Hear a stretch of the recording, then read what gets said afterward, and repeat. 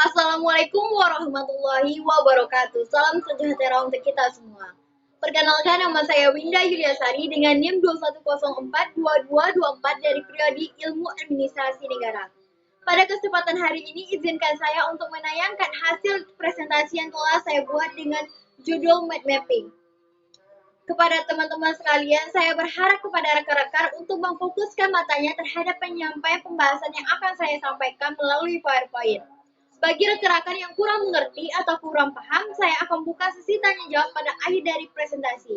Mengingat waktu, saya akan membuka satu pertanyaan.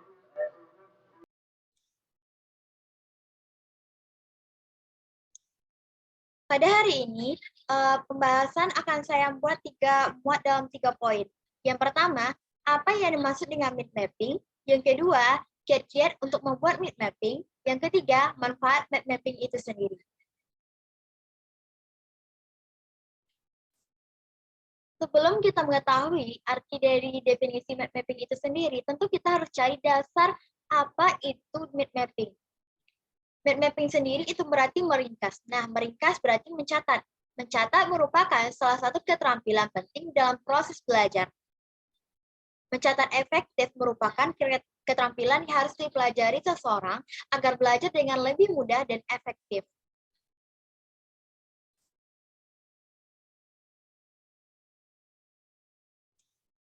Mind mapping adalah sebuah metode untuk mengolah informasi secara keseluruhan melalui pemetaan peta pemikiran berbentuk percabangan yang dituangkan langsung ke dalam media tulis, baik kertas maupun digital. Umumnya, mind mapping merupakan suatu percabangan dari bagian-bagian. Contoh-contoh mind mapping terdapat 6. Pertama, mind mapping pohon.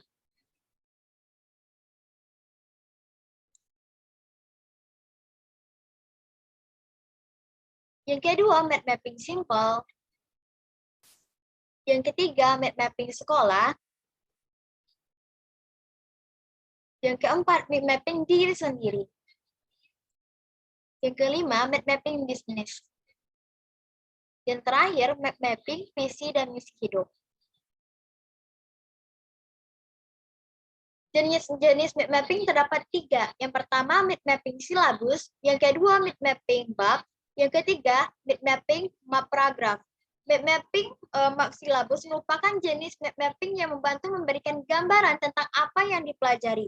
Biasanya, mind mapping ini dibuat dengan ukuran besar dan ditempel di dinding. Mind mapping bab merupakan mind mapping yang dibuat berdasarkan rangkaian bab yang telah dipelajari. Namun, mind mapping bab harus diringkas poin penting atau garis besarnya saja untuk mudah mengingatnya. Yang ketiga, mind mapping paragraf, yaitu mind mapping yang dapat memberikan informasi secara lengkap karena selain bisa melihat ringkasan dari setiap bab dan juga mengetahui detail penjelasannya. Yang kedua, metode kiat-kiat membuat mind mapping. Kiat-kiat membuat mind mapping terdapat 10 langkah. Pertama, tulis ide atau gagasan utama di tengah kertas, lalu dilingkupi dengan lingkaran, persegi, atau bentuk gambar lainnya.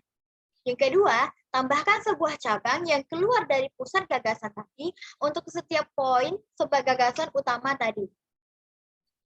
Yang ketiga, tulis kata kunci atau frase pada tiap-tiap cabang yang dibuat untuk mencatat informasi yang lebih detail. Jika menggunakan singkatan, pastinya singkatan tersebut familiar bagi Anda agar nantinya dengan mudah diingat kembali. Yang keempat, tambahkan simbol-simbol atau ilustrasi agar lebih mudah lagi untuk diingat. Yang kelima, tulis atau ketik dengan huruf kapital dengan rapi. Yang keenam, gagasan-gagasan yang nilai penting, tulis dengan huruf-huruf yang lebih besar sehingga langsung dapat dilihat. Yang ketujuh, gunakan simbol-simbol yang berhubungan atau akrab dengan kita. Yang kedelapan, garis bawahi setiap kata-kata yang dibuat atau digunakan huruf tebal. 9. Kreatif dalam menggunakan simbol, kata, dan gambar yang digunakan.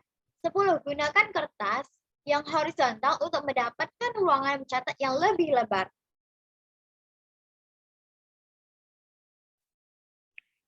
Pemasalan ketiga, yaitu manfaat mind mapping itu sendiri.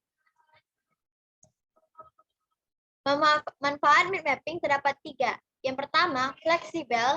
Jika dosen tiba-tiba ingat bahwa ia belum menjelaskan sebuah hal, maka kita akan dengan mudah dapat menambahkannya sesuai dengan mind mapping yang telah kita buat tanpa harus kebingungan. Yang kedua, atensi. Dapat meningkatkan atensi dalam belajar. Saat belajar, kita dapat lebih fokus pada gagasan pentingnya, tanpa harus fokus untuk mengingat semua kata yang disampaikan. Yang ketiga, pemahaman. Meningkatkan pemahaman ketika membaca, di kemudian hari kita akan lebih dapat memahaminya dengan cepat. Sekian presentasi dari saya. Jika ada dari teman-teman yang bertanya, saya persilahkan.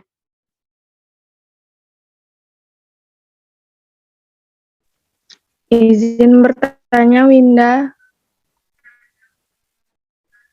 Iya, Naya, silahkan.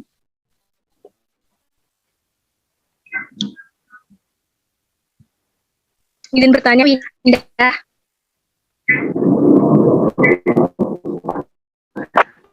Mengapa mind mapping dijadikan sebuah metode unggul bagi pelajar ataupun mahasiswa dalam menjelaskan dan merumuskan pelajaran? Baik, maaf Anit, saya membuka satu pertanyaan. Jadi pertanyaan dari Maaf Anit, saya hanya membuka satu pertanyaan. Jadi pertanyaan Naya akan saya jawab.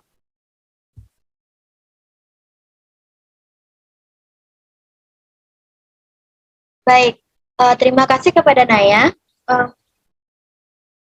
Mind mapping sendiri merupakan suatu metode efektif dalam meringkas. Nah, mind mapping adalah layaknya katalog untuk otak kita, di mana akan memudah kita untuk proses belajar, yaitu proses memasukkan, menyimpan, dan mengeluarkan kembali. Proses belajar akan membuatmu terbiasa untuk mengorganisasikan atau mengelompokkan informasi penting dari konsep atau ide utama materi pelajaran. Jika telah terbiasa menyusun informasi-informasi penting ini, konsentrasi secara otomatis akan meningkat. Dan mind mapping dibuat berdasarkan cara kerja ilmiah otak dengan mengkomodikan belahan otak kiri dan otak kanan. Selain memiliki keunggulan, tentu mind mapping memiliki sisi ruginya, yaitu waktu terbuang untuk menuliskan kata-kata yang tidak memiliki hubungan dengan ingatan. Sekian dari jawaban dari saya. Apakah Naya sudah paham? Baik, terima kasih Winda. Baik, itulah presentasi yang dapat saya sampaikan. Jika ada kesalahan dalam pengucapan kata, saya minta maaf. Saya sudahi dengan wabillahi taufiq hidayah. Wassalamualaikum warahmatullahi wabarakatuh. Waalaikumsalam warahmatullahi wabarakatuh.